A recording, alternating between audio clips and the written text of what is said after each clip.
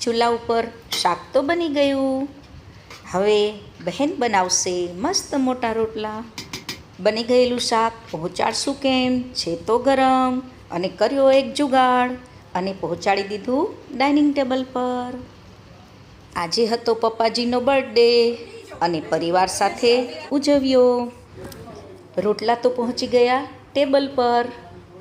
પણ મૂંઝવણ હવે જ કે મારો આજે છે ઉપવાસ અને કાલે બનાવશું તેનું છાશવાળું શાક. હે ભગવાન, ઉપવાસ હોય ને આવો તે કંઈ વિચાર થતો હશે?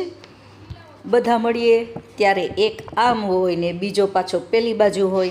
માંડ ભેગા કરીને જમવા બેસાડ્યા. રસોઈ બની સરસ અને ભરપેટ વખાણ થયા. અને અમારું ફોકસ તો રોટલા પર જ. હાશ, બચી જવા પામ્યા. અને હવે તો કાલે એનું શાક બનાવીને ખાઈશું. આવું હોય ત્યારે ફોટોગ્રાફી કે વિડીયો શૂટિંગ ના થાય એવું તો બને જ કેમ? એના વગર તો આપણું કામ બને જ કેમ? લ્યો ત્યારે રામ રામ.